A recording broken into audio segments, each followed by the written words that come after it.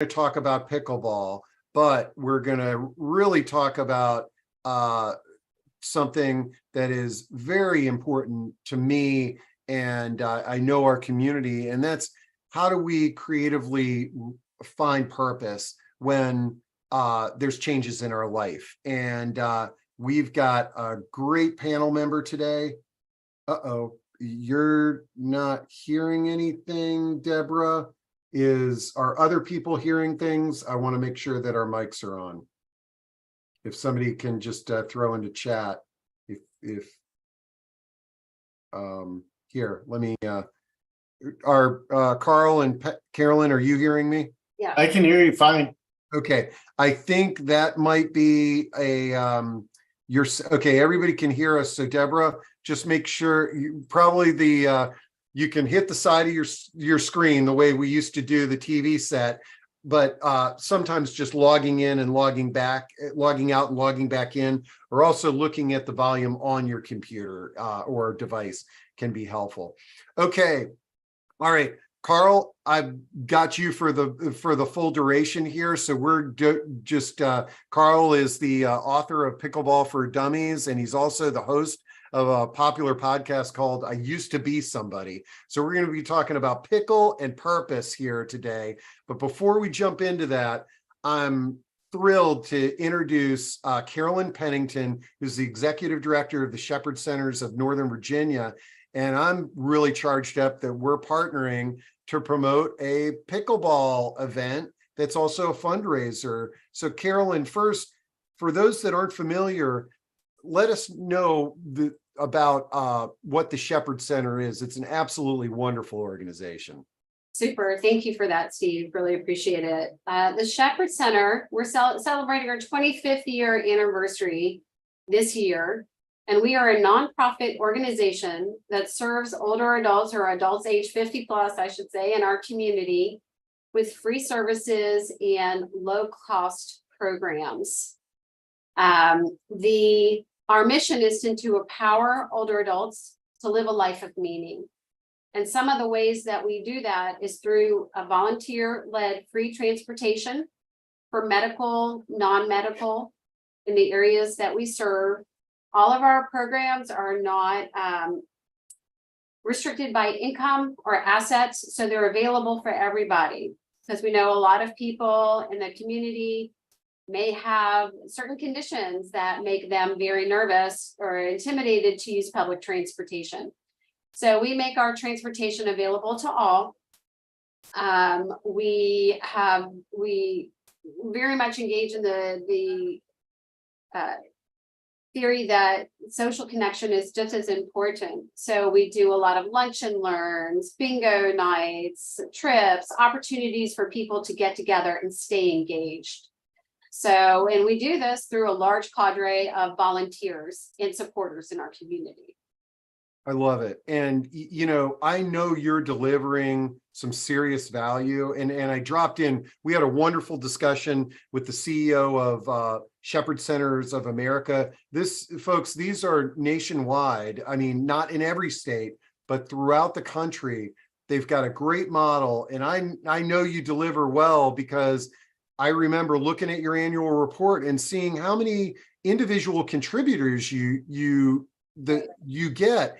And given that it's a free service, when folks are willing to write that check, it's a great model of support. But anyways, let's talk about the what we've got going on. And this is the second annual pickleball tournament. You did this last year for the first time, correct? Absolutely. Last year was our first year, and it was a little bit intimidating coming out of COVID. We didn't want to do the traditional gala where a lot of people get crowded into, the country club and whatnot. We were looking for something a little bit different, but a little bit more active and engaged, something that people would respond to. And boy, pickleball was just an inspiration. It was one of these cross-generational events that really pulled people together from all over the community. Not only our community and individual partners, but our senior living professional or senior professionals as well who wanted to get engaged and participate and support. Sometimes people got a little bit intimidated, even if they knew nothing about pickleball, they did want to come and support the fundraiser. But we were able to bring them in. We had people who were 80 years old learning to play pickleball for the first time.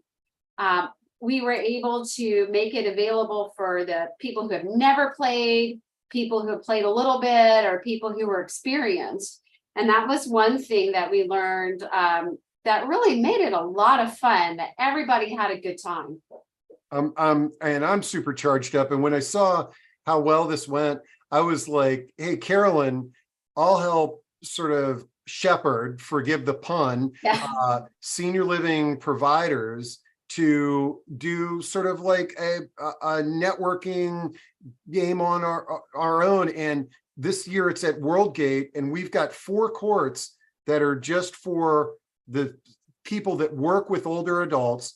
And you can learn how to play if you've never played. If you're a beginner, you'll be matched with people at your own level. And if you've got some experience, we'll match you there. We're going to have a great time. Then there's another section over there where the general public, let's say, can play. And but we'll all come together. It's a great facility. We'll all come together. And one of the reasons that I've got you here is that you know, and this is a great transition to Carl, is that we're going to learn a little bit about pickleball. So folks, if you've never picked up a paddle, you're going to feel a lot less intimidated. And if you're in the DC metro market, we hope that you check out the this wonderful fundraiser on October 19th from 12:30 to 3:30.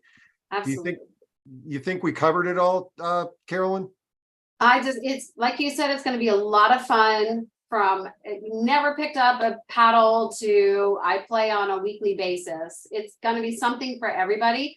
And it really does go to support a really good cause in our community, giving back to our neighbors who may need some help. So it's for a really good cause. And folks, the link to this is in chat. I also, Carrie, I just uploaded. Hopefully everybody can see it. There's a flyer there. And but Carolyn, when you're going to drop behind the curtain there, if you want to throw your contact info in, then if folks have questions, we can they can get right to you. Okay, thanks a lot. And now we are going to jump in to a discussion with Carl Landau. And if you weren't here at the beginning, folks, yes, we are going to talk about pickleball today, but I'm really looking forward to what happens after our pickleball discussion, is because Carl is the host of a podcast called I Used to Be Somebody. And he's really got an interesting perspective on redefining purpose when there's change in our lives. So I feel like we are going to have just a really cool discussion today that's not really centered around all the heavy elder care stuff that a lot of times we talk about on this platform. So Carl, welcome. And tell us a little bit about yourself before we dive into our discussion. Okay. Anyway, really excited about being here. And I actually have a couple of slides at the beginning just that shows like my background. Yeah, let me get there. Okay. Boom. And I'm running the slides for Carl today, so we'll do the best that we can here. Okay. All right. Yeah, so I'm that guy. I had a ad, this is like in the 80s, it was called Buy an Ad, Get a Cat, that went viral before there was such a thing as viral. And if we have time at the end, I can explain the whole Buy an Ad, Get a Cat promotion, which made me, you know, I had my 15 minutes of fame about that. And so it was on national scale and all that. But anyway, and I had a bunch of magazines I'll talk about in a minute, but this Brew Your Own, and just one of our funny covers. I'm known for doing really fun marketing pieces. And for some reason, I've learned that you don't sanitize beer by putting a guy in a bathtub. So just a little fun there to start out with. But I've been an entrepreneur since I've been 25 years old. I pretty much got drummed out of the corporate world after 2 years. My boss told me, I work for a publishing company, we love you, you're great.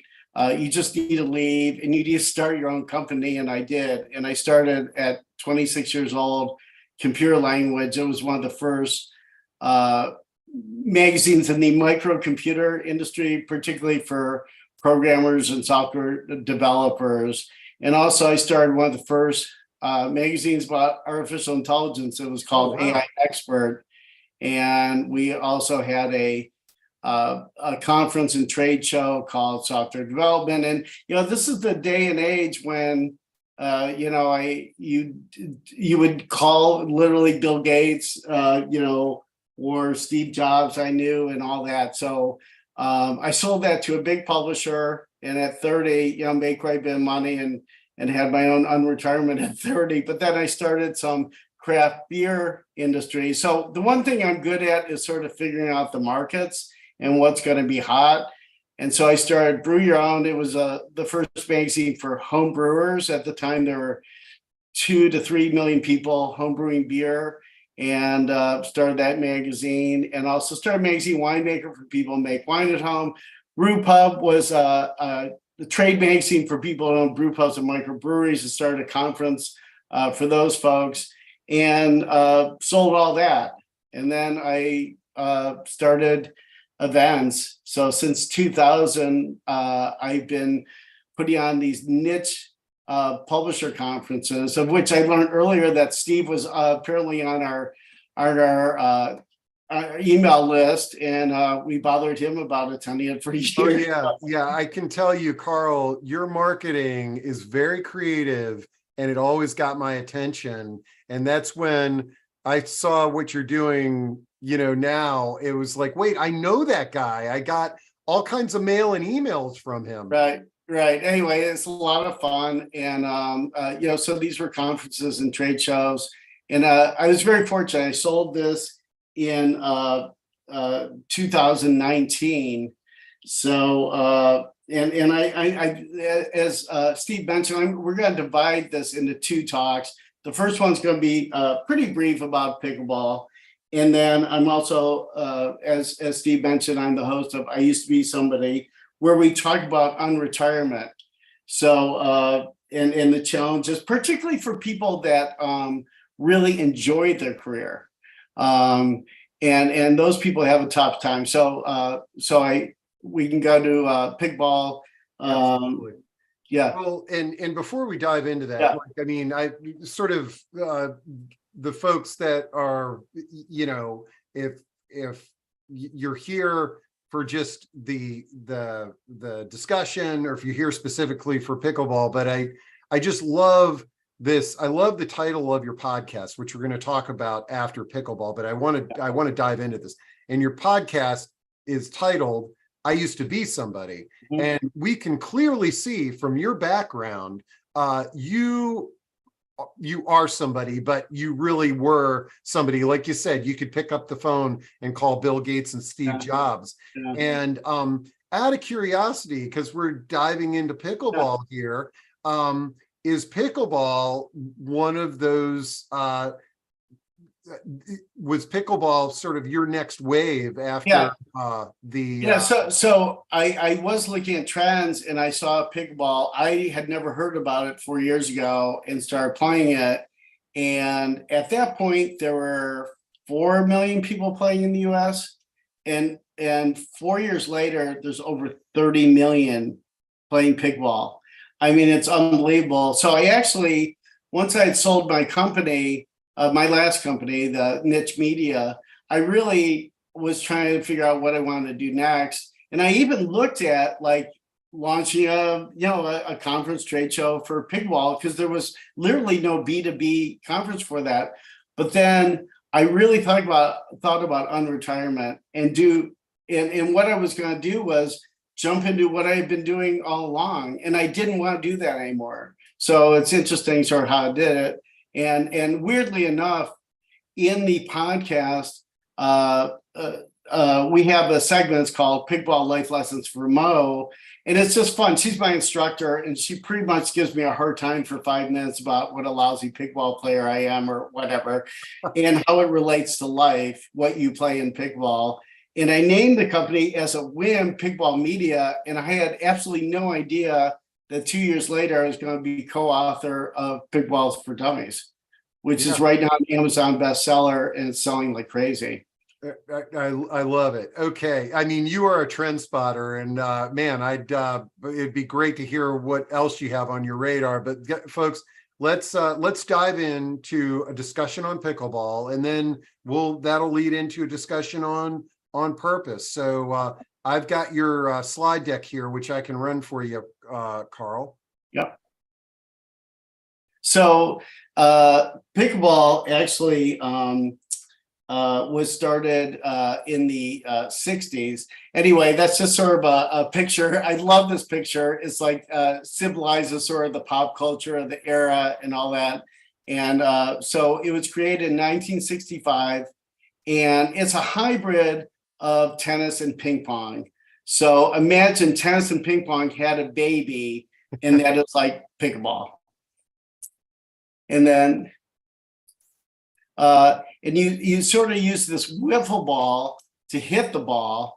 And this really, if you've ever seen it, the first time I saw it, I thought, oh, this is just a miniature tennis court. And the great thing about it is it's mostly you play with doubles, and there's a lot less running, and it's absolutely perfect for baby boomers. And like I said, it's been around since 65, but it's only popular since baby boomers started playing it. So we can go to the next one. So just very quickly, the history is this congressman from the state of Washington. He and his family were taking a family trip to Bainbridge, Washington, Island, Washington. And there were like 5 families. They got bored. And these guys, just to keep their kids involved, after day 3 or 4 of this vacation, they invented this game. And they just took a volleyball net or actually, and just lowered it down. And the game that we have right now, they were using wooden paddles that they sort of made from tennis rackets. And it's the game that we play now. There's a big controversy in pickleball, and as far as how the name came up. And the thing is, I always say, like, how serious could you take this game?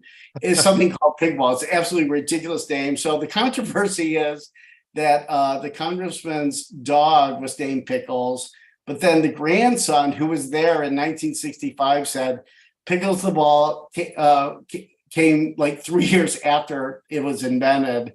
So the other reason why it's named pickleball, which I think is really true, a congressman's wife was a rower.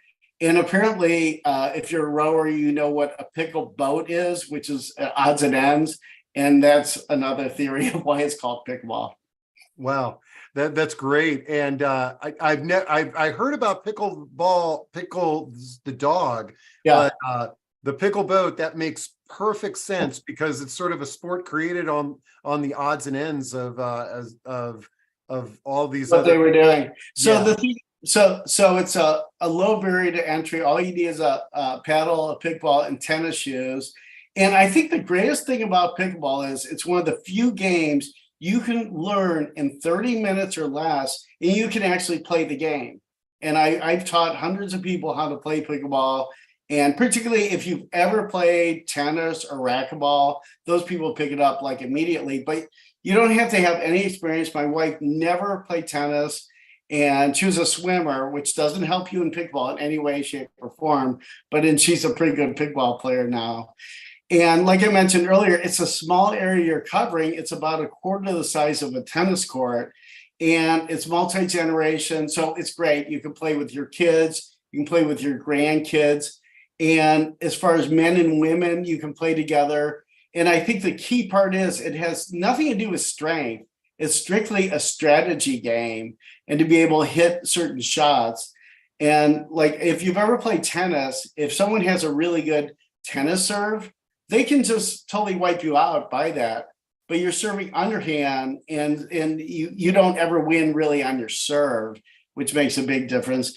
And it's very social. You know, you're in this very small area, and there's a lot of talking during the game, sometimes unrelated to the game. There's people on the sidelines. It's just a really fun sport. And we wrote fun there because when we apologized at the beginning of Pickleball for Dummies, the fact that we're going to use that word fun over 200 times. And we do. I love it. And I wanted to kind of jump in here because it's I've played, you know, maybe 24 games of pickleball, I've taken lessons, and the thing that I love about it is, you know, at the beginning we were promoting the Shepherd Center pickleball tournament in October, and there's no other sport that you could literally have a tournament and have somebody show up with absolutely no experience, and I can guarantee they are going to have a good time. We can, in the time that that event is going on, you can teach them, you can get them out there playing, and they're going to have a blast, guaranteed. And the other thing that I like about it is when you do the drop-in play, folks, that's where you can just go to a court where they have this drop-in play, and you just put your paddle on the fence, and you play with 3 people that you may have never met before. And the games are really quick, so that if you're having a rotten game, it's going to be over pretty soon. You can go take a break. You can watch the other folks. You can get tips from people on the sideline, and you can get back out there in a few minutes and play again. Yeah, good point. Okay, and I want to make sure that I put the Pickleball for Dummies link into chat, but let's get back to your slide deck here. And okay, there we go. All right. You need to go back one to why pickleball is fastest growing sport. Oh, yeah. So the thing is, it's the fastest growing sport. This is the 4th year in a row pickleball is the fastest growing sport in America. So we covered all that. I'm sorry, as far as social and all that, right? Sorry. And the benefits of playing, that's the next slide. So it's really physical and mental and social. So physically, you're going to be running around in a different sort of way you never have. You know, a lot of it is very lateral kinds of movement, which is really good for you, for your balance, agility, and all that sort of thing. And mentally, I think the toughest part of pickleball actually is keeping score. And I'm not going to go through it and all that, how you do it. But often, especially if you're on game 4 or 5, it takes all 4 people to figure out what the score is. Yeah. And people just laugh about it. And honestly, if you don't get the score totally right, I've never seen anyone all that worried about it. And socially, it's really a great way to make new friends. And as Steve was talking about, like you could go in a drop-in and just you go by yourself and you meet these other people. I would encourage, if you've never played, go to a beginning clinic, and almost any place has it. They're generally like Saturday morning is for beginners, but also join a club. And when I joined a club, there were which was just 3 years ago, there were about 12 or 14 of us, and we're still like friends now. And I see these people outside of pickleball. So instantly you can make new friends, which that's a real challenge as you're older, is like making new friends. And honestly, pickleball is the best thing as far as doing that. I love it. Okay.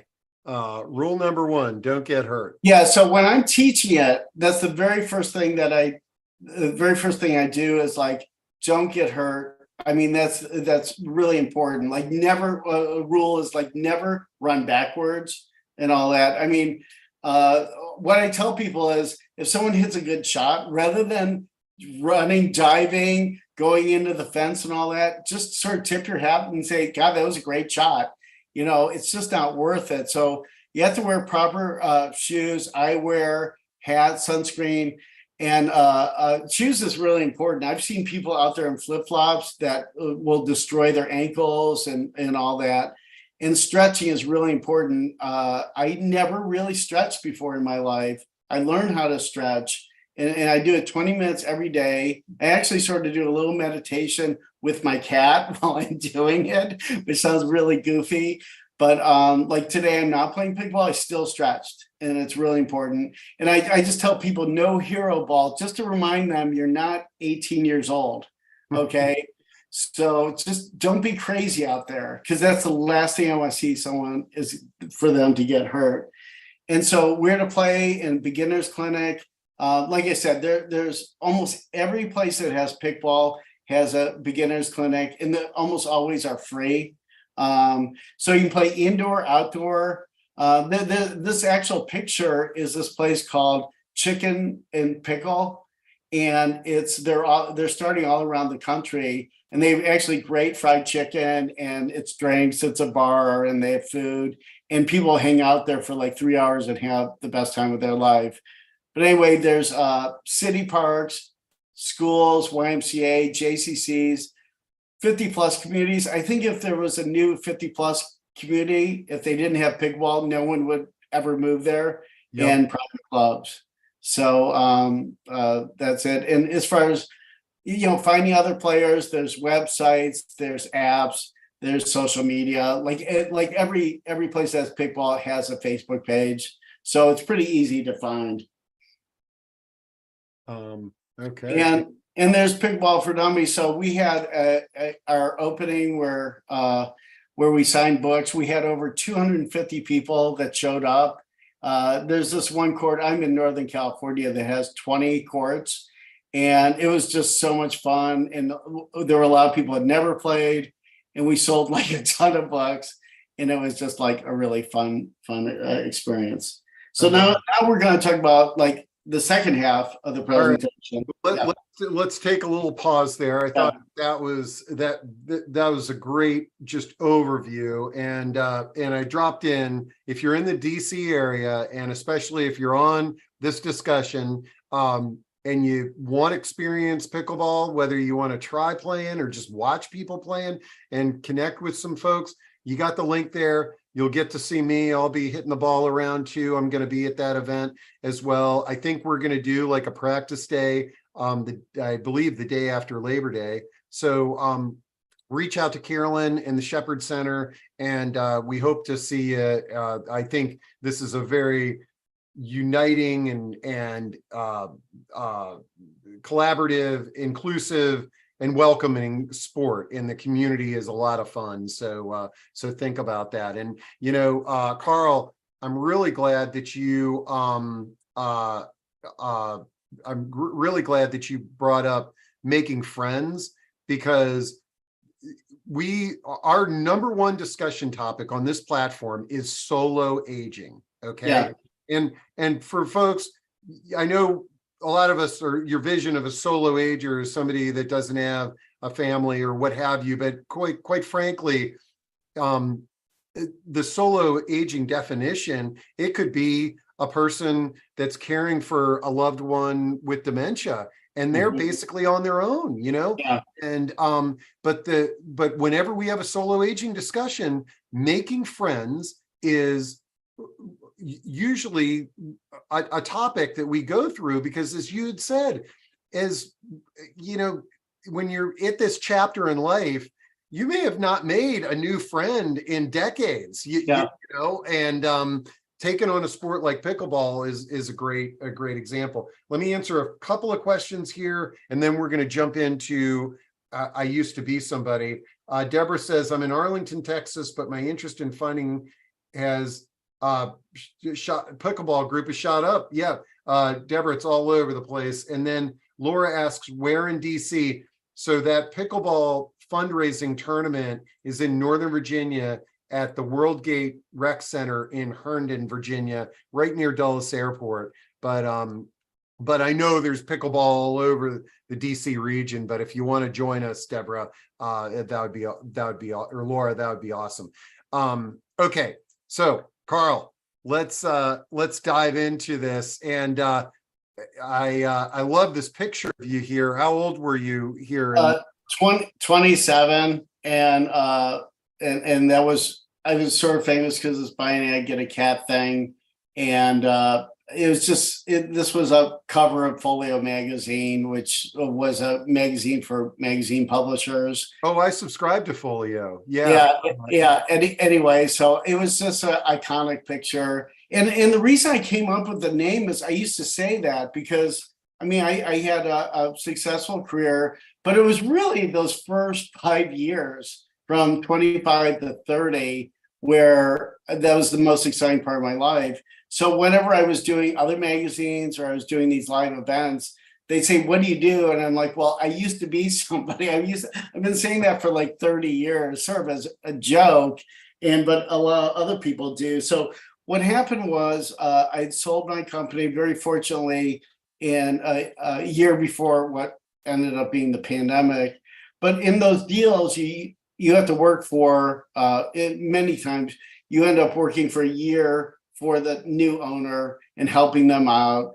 And it was actually a great thing for me because I was just working part-time. And for me, it was the first time I had a part-time job since I was a paper boy. And I'm like, wow, this is actually pretty cool, working part-time and just sort of helping these people, out with the conferences. And but my wife sat me down about 4 months before that, before it was going to end, and she's like, "So what are you going to do? When the emails stop, when the phone calls stop? Because if you've been successful in a career and you're an expert in something, people are seeking you out, and your opinion is really important.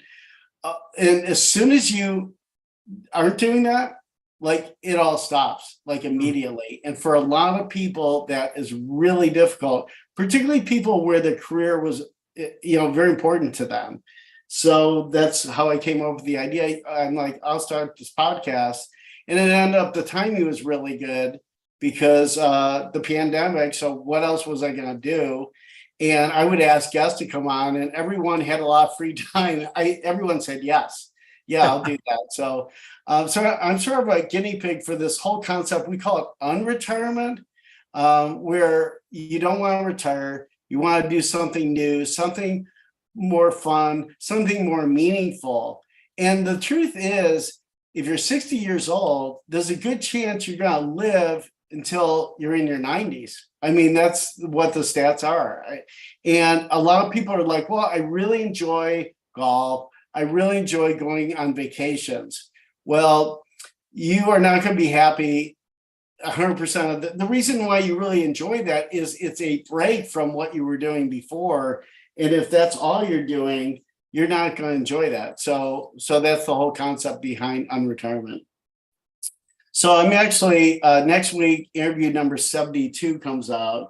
And I love doing the podcast. And that's the reason why I decided that podcasts were a real passion of mine. I listen to 4 or 5 podcasts a day, and I have been.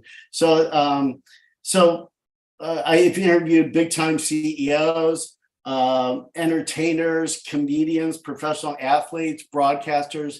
And the only reason I would ever have access to these people is because of the podcast. So I love doing it. Last month, I interviewed Maxine Clark. She was the founder of Build-A-Bear Workshop.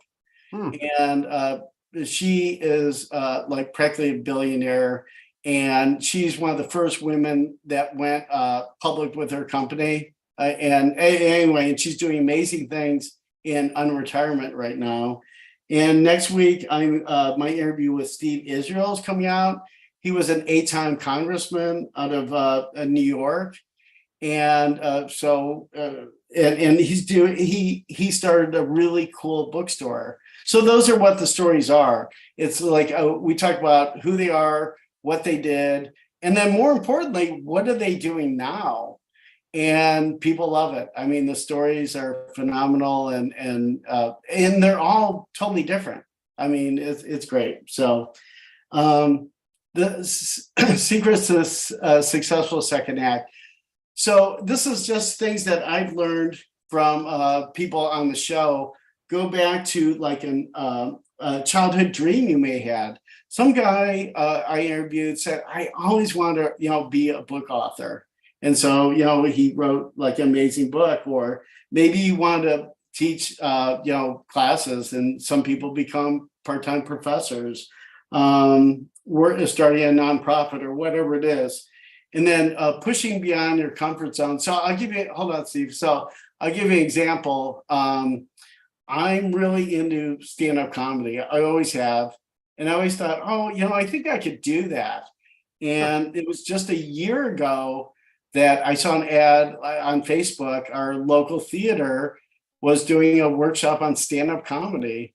So I signed up for it. And there were 7 of us, and it was 7 classes. And your final is that you do a stand-up before a live audience. And we had over 100 people there. And it was like one of the hardest things I've ever done in my life. But it was amazing. And it was not, it's doing stand-up comedy seems really easy when you're watching it, but it's hard. You write it and you have to deliver it, and you don't want to bomb. Anyway, so that's just an example of it. This is way beyond my comfort zone, but it was a great experience. And if you really want to have a great second act, you need to do that. So and the next one, listen to your intuition. So you may have this great idea, and people may want to talk you out of it, or the thing is, anything you want to do, you have to convince yourself that you want to do it. So honestly, a lot of ideas are like gut ideas, and you can come up with a million reasons not to do it. And so, but stick with that first idea that you always want to do. Embrace being a beginner. So this is really tough for a lot of people. I've been this expert at this field or whatever, and admired by many. And now I'm doing something I don't know anything about. I mean, you can just use pickleball as an example. And I've seen a lot of people, the first time they were playing, it's like, oh, I'm really bad at this. And I'm like, well, think back when you were 21 or 22 years old of your career. How good were you at that age? Probably not very good. So really embrace being a beginner. And it's really fun to do that, because should be no pressure on you at this point. And then change your metrics. So for many people in the corporate world, you would have an annual review, or if you were an entrepreneur, you had a P&L statement at the end of the year. And now your metric is entirely different. And it's yourself. You get to self-evaluate yourself. And it's really a different way of looking at things. And you don't have to compare yourself to your neighbor or your friends or whatever. It's whatever you want to do. Yeah, man, I love it. And Peru says the thoughts and the definition of an unretirement is great. Thank you, Carl, for talking about this. I'm going to research this and see what more I can come up with. It's interesting on the topic of unretirement. What I started, I stumbled into this years ago, where I had my friend retired from the Coast Guard, and he had gone to the Coast Guard Academy. So he was retiring around age 40, and I went to his retirement party. And as I was looking for cards, I decided, I'm not getting him a retirement card because it's full of black humor and all that. I'm going to get him a graduation card. Right. Got him a balloon. And these things that I brought to his retirement party were the hit of the party. It was like, wow, that makes such good sense. And so I started talking about when we talk about unretirement, a lot of times I like to reframe it as graduation. Yeah. And I love these bullet points that you brought up about, getting out of your comfort zone and change your metrics and being a beginner, because most of us can think about when we graduated from elementary school and went to middle school or high school. It was a new place and you didn't know how the system worked, but you got acclimated and you were part of a community of other people in the same boat. And so I love how you sort of frame this. And the cool thing, I think also, when you look at this compared to pickleball, but just about everything out there now. It's sort of back in the day, there weren't lessons like there are now for everything. Like, Oh, yeah, right. everybody knows now, and it's nothing to be embarrassed about, is take a lesson. Okay. Yeah. But to the points that you have there, one of the benefits about taking a lesson is that now you're part of a community that are learning the same thing too. So Yeah. you don't need to feel like you're comparing yourself to your buddy who's a black diamond skier and you're just a beginner. You know, it's great. Now, okay, we're going to go to the lessons learned slide, and But yeah, Steve, a good point that you made there was like when you do something with other people, like when I did the stand-up comedy, there were 7 of us, and boy, we were tight, you know, because Yeah. we were all in the same boat, and I'm still in contact with those people. And that made it like the best part of the whole thing was like this little team we had. yeah, no, I love it. All right, okay, lessons learned. So these things one at a time we'll go through that I've learned from people I've interviewed. So, you know, it's important to have a mindful approach to it. So this is like, I think a really important point is, you know, think about what you want to do. I mean, we're talking about the next 30 years of your life, and you would be amazed at how little time people think about it. You know, it's like, can you imagine like, we're taking a trip to Portugal, and you know, you spend hours and hours figuring out like the places to go, and you know, the hotel, and like places to eat, and all, you know, all that sort of stuff. And we're going on, you know, for like 2 weeks. Okay, that's probably more time than most people think about what they want to do for the next 30 years, which is sort of crazy.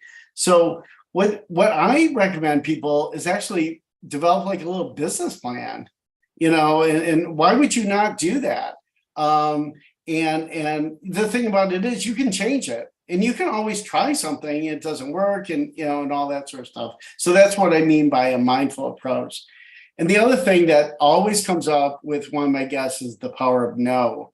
So particularly if you were in the corporate world and you know, your boss tells you to do something, you pretty much have to say yes.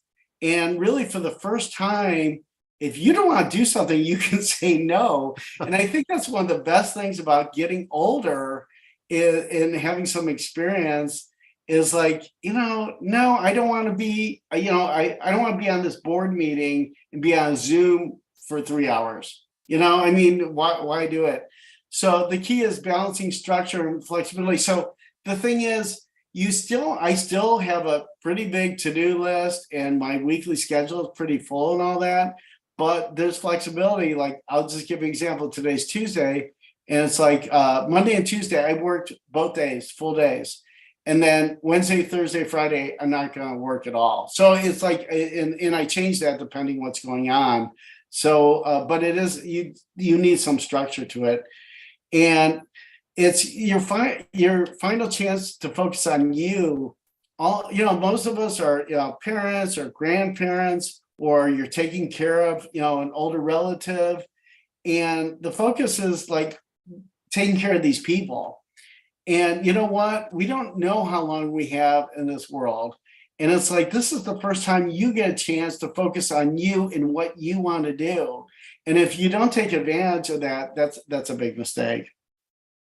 And the last one is 3 keys is your relationship, your family, your friends, and work, and purpose, and really intellectually challenging yourself. If you want to have a successful, you know, second act or unretirement, you need to do all those as far as like challenging yourself and having the purpose, you know, and anytime you ever talk to anyone about, you know, second act or whatever, it's like you have to have a reason why you're excited about getting out of bed, you know, and mentally you need to challenge yourself, you know, and do things that are hard.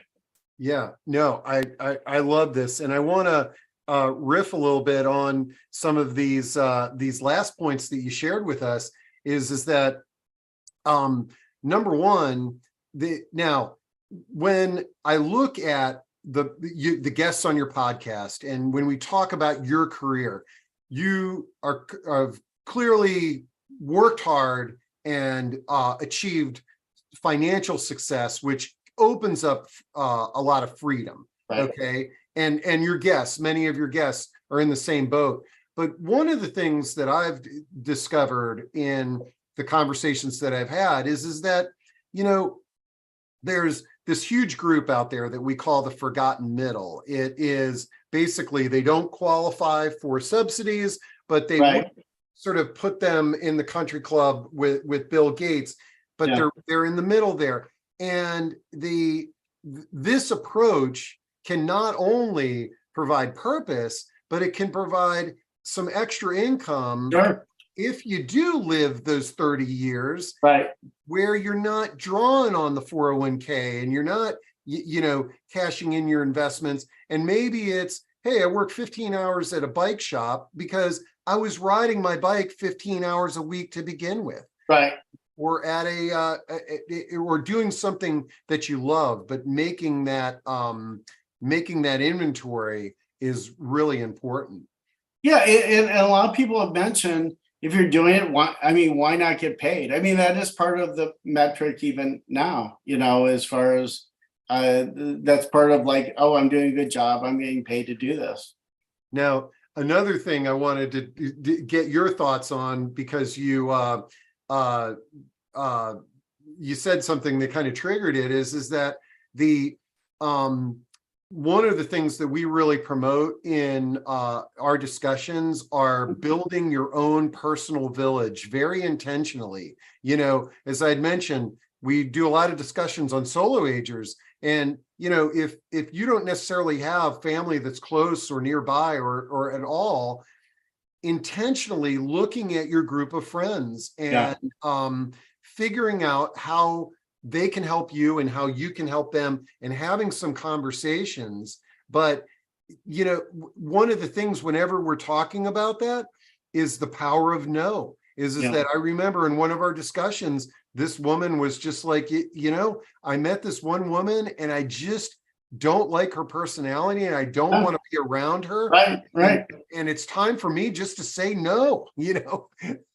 I've had actually several guests. They're like, listen, I'm too old to put up with this, and it could be a relative or friend. Like, if you have negative people in your life and they're not going to change, and it's like, you know what? I mean, just anyway, that's part of the power of now.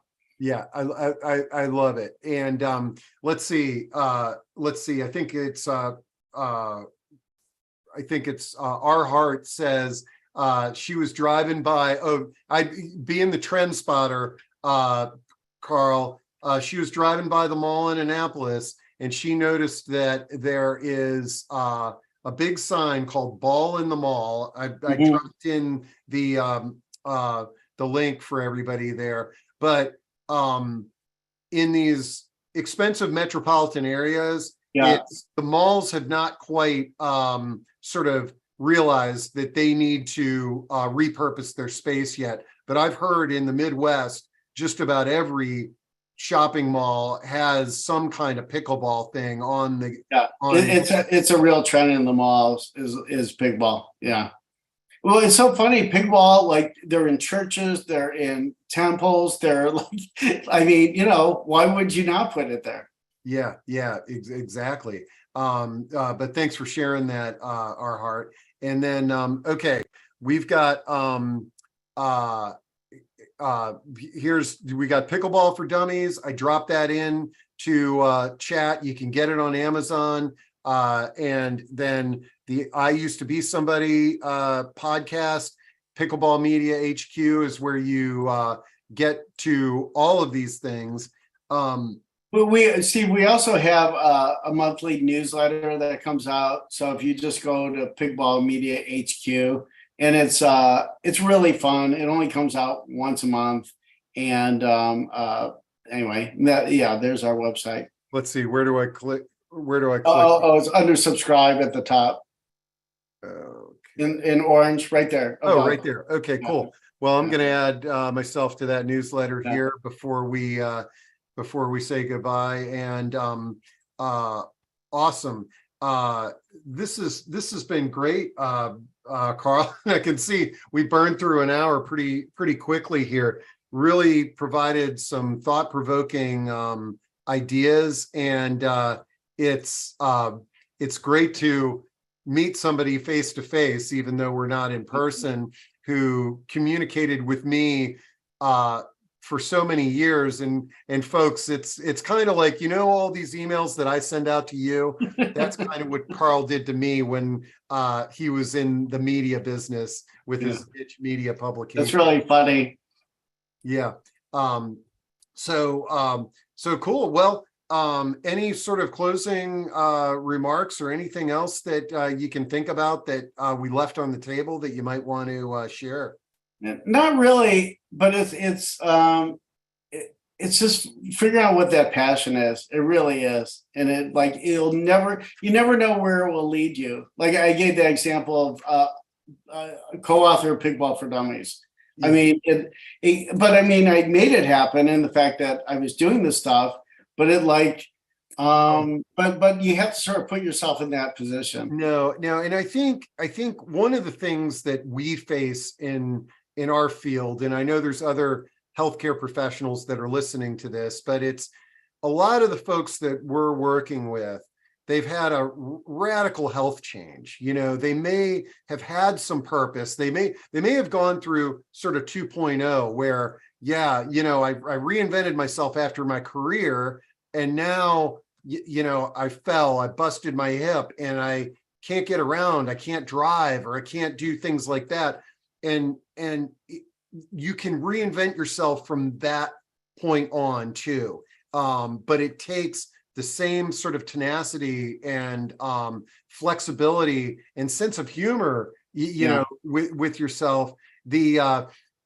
I went to grad school at this very innovative program at University of Maryland, Baltimore County, the Erickson School of Studies, Aging Studies. And one of our professors said, he goes, I don't care what retirement community you go to, there are probably 2 or 3 guys camped out in front of the executive director's office, and they want to tell him how to run this place more efficiently. Oh, totally, yeah. And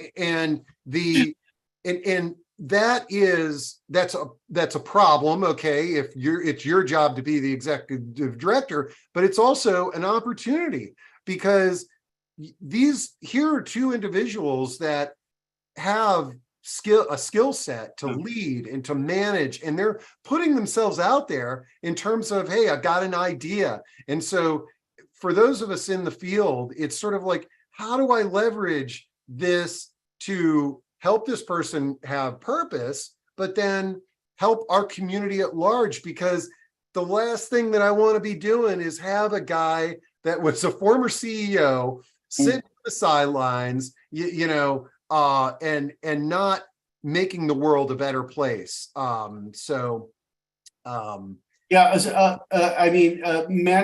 for people like that have had these kind of careers is a great thing. I personally love working with younger people, and it's great. There's a ton of entrepreneurs out there that can use help, and that's one other thing. So yeah, and I'm glad you brought that up, and I promise I'm gonna shut up here and we'll close this thing out. But I'm glad you also brought up, you like working with younger people.